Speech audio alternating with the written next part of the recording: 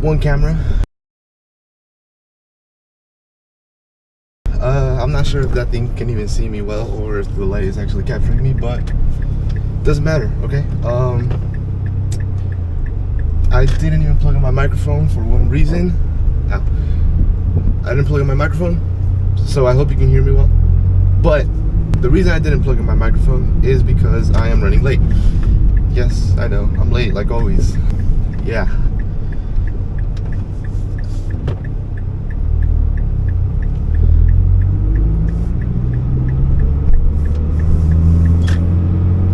The point is, it is currently 8:18. I get in at school at 8:23.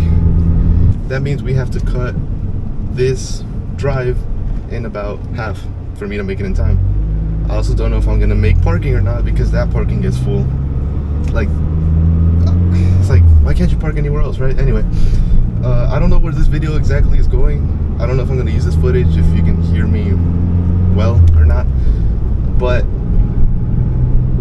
I am either going to do one of two things. So you either click on this video to see me install a blow-off valve in this Mazda Speed, or you click on this video for no reason because I'm not doing anything. I'm just gonna be talking the whole time. One of two, hopefully the first one. Before we get into the whole blow-off valve thing, if I do that, I just want to start talking about this car. Now, I've had it for about 2 months now, I want to say. Like a month and a half maybe is how long I've been having it for. And this has been my daily. This is the only thing I've been using really. And it has been, for now, a pretty good car. The only things I've done to it so far, as in engine mechanically wise, it's all stock. The whole car, I got it completely fully stock, which is very surprising for these type of cars. Usually they're all completely modded out, kitted out, and everything in between. Anything and everything you could think of are done to these cars, and they just get abused. But I was lucky enough to find this car, which actually had 0 modifications, completely stock. The rims, the plastics, it had the intercooler cover, it had the battery cover, it had the little side trims on the door. Everything in this car is stock, or was at least. That alone gave me a bit of confidence that, you know, that they didn't abuse it, that it is still a car that was taken care of, that they weren't racing it on the highway and doing 40 rolls. So that is why I chose this car. What I have done so far is mechanically, again, nothing, but I put some Ray ground lights on it. I put a front lip, a rear diffuser-ish thing, a mud guards all around, and rain guards. Other than that, that's it. That's all I've done. And this shift knob, I guess, if you can see it, I don't know, but it was broken and I had to get one. I've also kept the stock exhaust, but I modified it with the stock components, if that makes sense. So what I did was remove the muffler that's all the way in the back and one of the resonators, the one right before it, and that gives a pretty nice tone and growl to it. It's not loud, it's not insane, you know. If you're on lowish RPMs, you maybe not even tell if you're on the outside. But if you get on it, it starts to come alive, and that's, you know, that's kind of what I was going for. That's what I like. And cheap, right? Because you weren't putting any parts, you were taking out parts. It was deletes. So that was, I say, worth it if you want to do it. These cars don't go insanely loud unless you get rid of a catalytic converter. And I'll tell you the setup of the car right now. It has 1 cat, 2 cat. It has a resonator, another resonator, and a muffler. So these cars, if you can imagine, are insanely quiet from stock. They are not very loud at all. If anything, I'd say they are quieter than a regular Mazda 3. Crazy take, I don't know. But yeah, they just, no sound at all. And turbo sounds, nothing, 0. So I did that, gave me a pretty good sound. Yeah, that's what I've done so far to it, and it has been great. It's really fun to drive, really nice, it's smooth, it gets on it pretty quickly if you do. And if you want want it to accelerate, it can. The turbo kicks in pretty quickly. It spools up fast, decently fast. And for all stock components, and for something that came out in 2008, 2007, it's decent. It's really good. I'm not gonna lie. Driving experience, like plain just driving, it drives well, but like just like one-on-one, you know, it's not an S2000. It's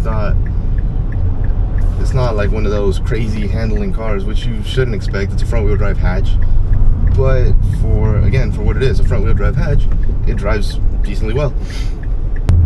You know, I can't compare it to the GTR that I drove, or you know, something like that. But yo, it's a BMW. No way. Look, guys, BMW. Cool.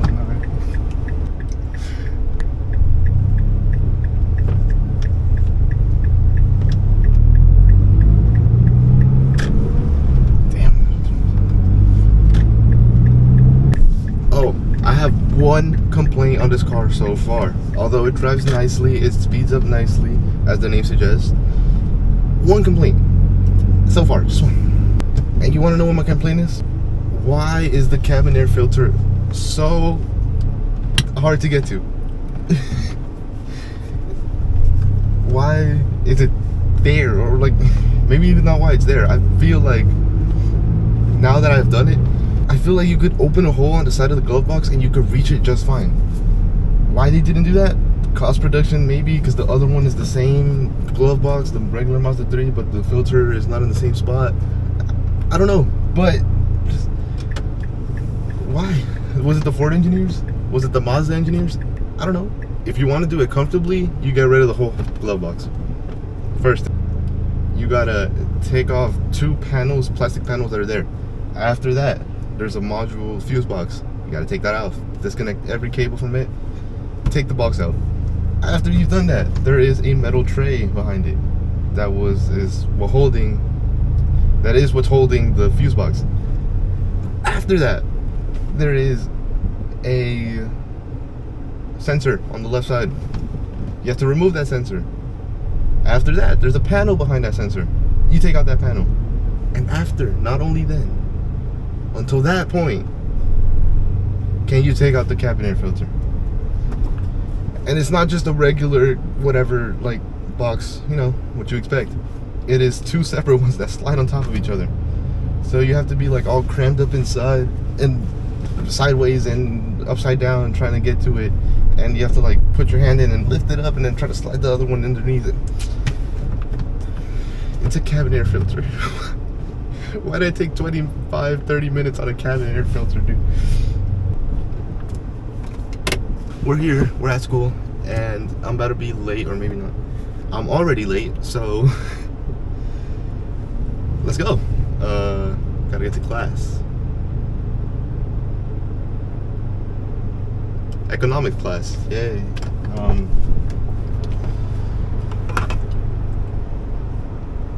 Arizona and clutched in, you know, coming someday.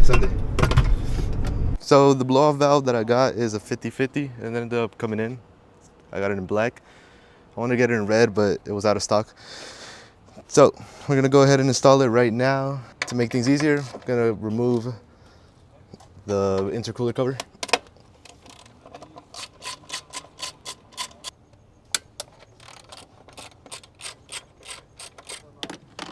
Set those right there, and this should just lift up.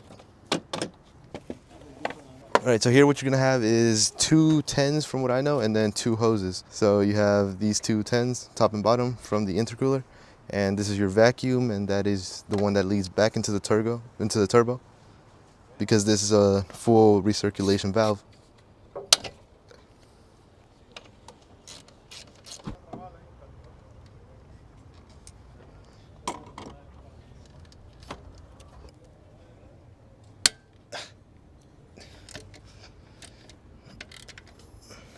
You're still gonna use these, so keep these around. Don't lose those. Just like that. With your pliers, and then move over the clamp that holds the hose. Just move that back. Now you should just be able to slide this one out. Now this one comes with a little rubber gasket, unlike the new one. It's going to be coming with a paper one. But the difference between this and that is that this is a fully recirculation. So everything that comes out is going back into the turbo. So it is better, but that one sounds better. This positioning doesn't really do anything. It's just so that your hood doesn't hit it. But you want this side to go over there because that's where your intake hose is. So I think it's going to be somewhere around there. So you want to take this, and what I would do is put the hose in first so that you don't struggle with that afterwards.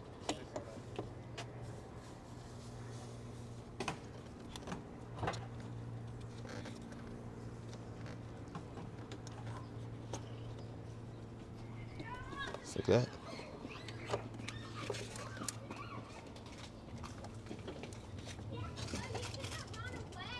There. Now that's fully in. So now you can line up your paper gasket and put a screw in so that it holds up the gasket.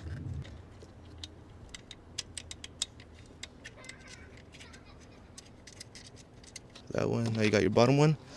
Same idea. Once you got those, you could tighten it up.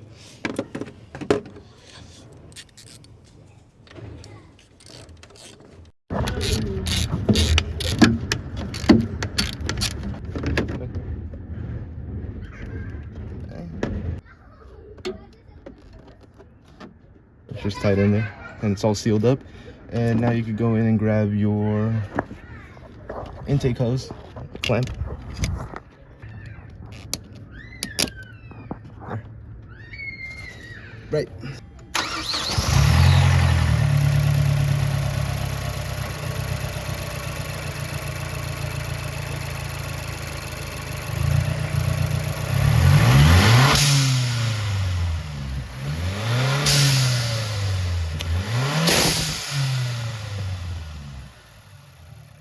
So I think to work pretty well. Yeah, at like 5,000 it just lets it all out. So the good thing about these is that not only does it give you the sound and half of it comes out, but also the other half goes right back into the turbo. And that is what's going to stop you from running completely rich throughout shifts, or just not giving the engine all the air that it needs, because that car expects all that 100% air to come back in. So you're running 50-50, and it kind of gives you the best of both. We're back in the car. We're gonna go for a test ride real quick after that installment. Let's see how it drives, and if it drives terribly. Now, it shouldn't be bad. The only moment that it should be different technically is whenever it shifts, and it should run a little rich. Right, so that is the only moment when it should run rich. Technically, I want to see if I can get a little clearer way so I could hear it, but I don't know if y'all are gonna be able to hear it. You heard it definitely from when I put it on. I put the microphone right next to it, but here is, I'm not sure. I have the windows down, so hopefully that makes a difference.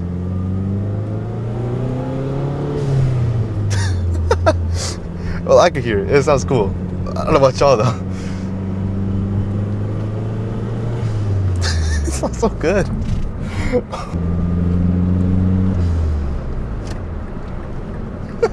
It's pretty loud.